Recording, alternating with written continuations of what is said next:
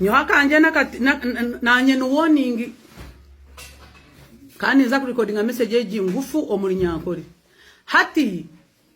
this is a warning ngaha abantu abari kwiba amataka gabagenzi babo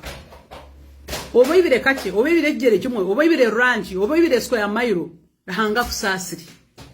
noboro utakwenda kwetisa konkani ni unsasi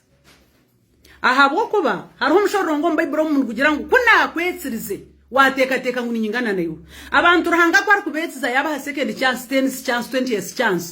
yahuna mabakore bahagaro atagambiri bateka ngo nibingana nabo nibingana na ruhanga obwire bukahika hariho abatege cyabateka ngo nibingana na ruhanga nangwa mwaka batero uriho ibinyogoro zabarga mbafu hatarwa abantu mu Uganda abar kuteka bamwe ko baruguma kandi begwa ngo twobaze nangwa n'umukunyeta kwabo twobayibari nangwa n'umuru bayishana bayishenkuru bakabatabini mukahiye wo murembo Museveni gweja no mugisha gweja nabantu kutunga tubona ko nkaba batungire batunga bararaje konga intention yaranga kureto murembo Museveni kavuta bigo kugira ngo munyage ibintu by'abantu hari habarire byemfuzi n'emfakazi mukabirya mwabizingaho mwabishitama mwanyaga amataka g'abafakazi mwanyaga amataka g'abateni iraka batashomere mwarye ibintu by'abantu haza nawe mwe babirire tebakiro abamwe mu kirho n'umugenda mbwe no gumuze gukusiri numukoze society I'm so and so I'm from Manyabavu Manyahweya really do you think is that what God brought this regime for the government ekejeje yembundu rahanga yatwero mwebembezi ya gito mu democracy twatera karuru no turabe shitwa wanayinchi nk'abatayini iraka whom you call nobodies konga hangari yababuze shaga maze mukushesha zitayine bushango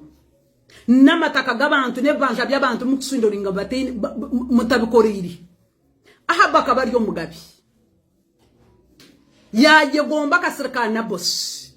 omukazi we yataho buryo bona yareba ngo yayita na boss bayita bataho no kunyaga mwene bamwe mwitsire mwataho kunyaga hate byemfuzi kumubikonere ko mwabiheza ebyamurkweta batashomera bakopi ko mwabiheza hate umuryo n'umukunundikira nebyo abashisha bagenzi banyu n'abakazi bagenzi banyu namaka umuntu nejagira ati I don't see why you should own this browse imwe mushoyine weta kwijura imwabe yinizi naryo ko babahurire mu ry'abafiri imwabe yinebiro byo munsi like any other person imwe twena nibeja kutizikara mukaga harina muri ryamataka gabantu rahangana ija kwerwanira if you push so much God will fight for those who are helpless for you can fight because you have power you have authority